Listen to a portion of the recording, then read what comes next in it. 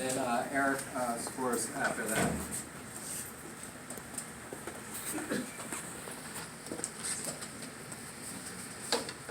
Good afternoon.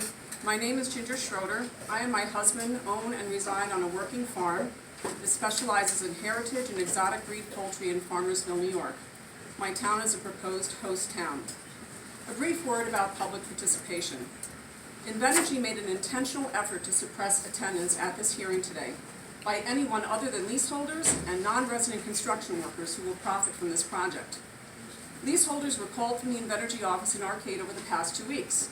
We know this because an office shares a wall with another local business that can hear what is said in the Invenergy office. Heads up. Construction workers were asked to come, and leaseholders were begged to come. Yet yesterday, Farmersville and Freedom United, the citizen groups, received numerous calls, emails, texts, and posts to their Facebook page from the actual residents in this project who will be affected by this project every day for the next 40 years. These people received Invenergy's notice of this meeting in last evening's mail, yet it's dated May 20th. My husband and I also received ours in the mail last night. So I ask you, is this intentional or is it incompetence? More on that in a minute.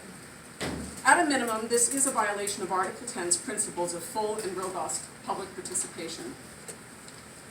In addition to farming, I'm a lawyer. In that role, I've assisted citizens who wanted to organize around concerns for this project, and as a result, Farmersville United, Freedom United, and Rushford's Concerned Citizens were formed. Those groups are now being represented by Gary Abraham in Article 10. I'm a vocal critic of the shortcomings of this project's design and the shortcomings of Invenergy as its developer. I think everyone here knows that. As a result, Invenergy has taken an inappropriate interest in me, personally. This is reflected in a few ways. First, in Mr. Dax, Invenergy's lawyer's mischaracterizations of my role in his March 22nd, 2019 letter to your honors. It attacked my complaints to the Attorney General on behalf of the citizen groups and made irrelevant legal arguments. Mr. Dax and the facts do not mix. We were just informed by the AG, the Attorney General, that our complaints were vindicated and that the AG provided all of the underlying investigative materials regarding Invenergy's violations to my clients this past Friday. Second, after success in convincing the Cattaraugus County Legislature to overwhelmingly pass a resolution directing the County Industrial Development Agency to fully tax any wind project over 25 megawatts, and after announcing my own candidacy for a seat on the legislature in 2020, Invenergy sent their public relations and communications firm down to the Board of Elections to pore over my election petitions. This is Article 10, folks. My candidacy for the legislature figured also in Mr. Dax's letter to the ALJs, suggesting a conflict of interest on my part and falsely claiming I'm suing a town that I would represent and that I'm generally threatening the towns with lawsuits. Mr. Dax's allegations in this regard demonstrate how woefully uninformed he is about this community and the district I would represent. He seems to have forgotten that lawyers bring lawsuits for clients, and it is my clients, citizens, that are suing their town, one town, Freedom, for unlawfully passing a wind law requested by Invenergy. I would not be representing Freedom as a legislator. Third, and the most disturbing, Invenergy has hired an investigator who specializes in smear political campaigns to research and investigate me.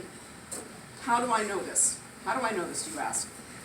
After a few weeks of receiving varied phone calls from friends, recent acquaintances, adversaries I've litigated against years ago, about an individual who contacted them seeking dirt on me, I became very concerned. After a reporter passed along an email this so-called investigator had written to him, which contained his contact information, I hired my own private investigator to investigate him. This is how the connection was made to Invenergy. Is this how things are done in the Article 10 process? Is this where all the money Invenergy should be spending on repairing its horribly poor public participation campaign is really going into building a smear campaign against the people who express opposition and concerns? We have discovered by connecting with many other citizens groups across the United States that is simply Invenergy's way, bully the opposition, particularly through their lawyers. It will not work. We are going to double down on our efforts to expose Invenergy's failings, incompetencies, mistakes, and inappropriate behavior that runs counter to the mandates of Article 10. Today I'd like to tell you about the AG's probe and how they found that Invenergy does not deserve to hold a permit for this project in the public trust. The citizens in all these towns, all of you know it, it's been in the newspaper, I'm not telling you anything that you don't know. They've been complaining for a long time about the conflicts of interest here in this project. They were frustrated by Invenergy, and they were frustrated about their public dealings that weren't being made public at all. Recognizing the potential for corruption and self-dealing in small towns, the AG prepared the code. As a signatory to that code, Invenergy agreed to certain contractual commitments with the AG. One need only read the introduction to the code to understand the insidious practices that made the code necessary and the need for transparency, especially in small towns like ours, in wind development. Key was the avoidance of conflicts of interest or the appearance thereof. All of these citizens groups have believed for a long time that Invenergy was operating in violation of the AG's code. Actually, they believe they've been doing it for at least a year, and they weren't getting anywhere complaining to the town board, so they complained to the Attorney General. That was in early October of 2018. So going into that complaint, we have one disclosure of an interest, a financial interest.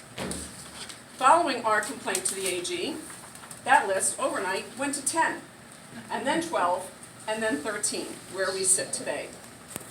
And that was supplemented over many periods with the Attorney General. It was only after the AG contacted Invenergy to ask for their defense to the charges that Invenergy's town official financial disclosure list somehow now made all these town clerks, and now we can see it. Meanwhile, the harm to the public has been done. Freedom and Centerville had already passed their respective local wind laws at Invenergy's request without disclosure of the financial interests of the various town employees and the board members on the project.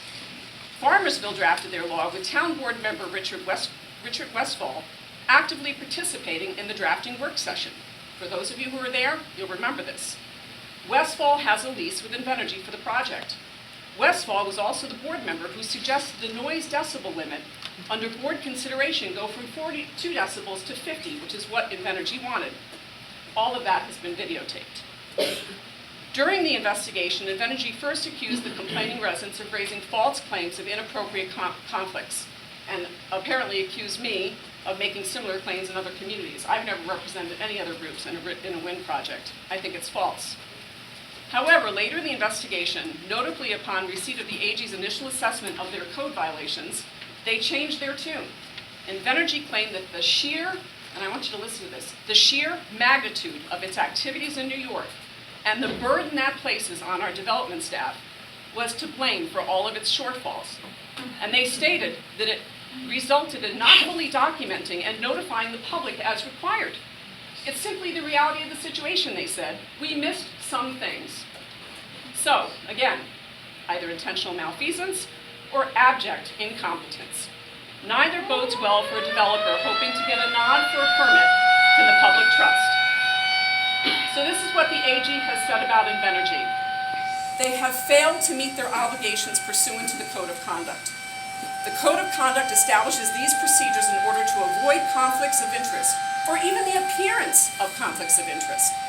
By entering into lease agreements with municipal officers without first securing commitments from those officers to recuse themselves from any official duties in connection with wind farm development, by failing, upon learning an individual is a municipal officer or relative of a municipal officer, to provide a written notice to town attorneys and to the municipal officer of their potential obligation to recuse themselves from official duties in connection with wind farm development, by failing to update and publicly disclose its financial disclosure by posting it on the ALLE-CATT website, submitting it to the town clerk, publishing it in a local newspaper, and providing it to the Attorney General's office, and by failing to copy the code, have the copy of the code in its arcade office, Invenergy created the appearance of undisclosed conflicts of interest. And they go on to say, that this is a very bad thing. It's determined by a preponderance of the evidence. They've considered the relative severity of and relative harm to the public integrity. This is your developer people. These are the people who want to come in and develop your wind farm. And the AG finds harm to the public integrity occasioned by their code violations. Well, this is what I have to say about that. For a billion-dollar company that's seeking a permit in the public trust to build a massive industrial project in our community, Invenergy's excuses for its lack of compliance with the simple nature of the code does not inspire any confidence that they are capable of doing the right thing and adhering to the many intricate local laws and siting board permit conditions that will be involved on this project, spanning 3 counties, 5 towns, and affecting thousands of citizens. They're going to cut corners, they're going to skirt obligations, they're going to bully oppositional viewpoints, and they're going to do anything they can to cram this project in, all in the name of alleged green energy. And I think the only thing green about this project is the amount of money flowing into their pockets.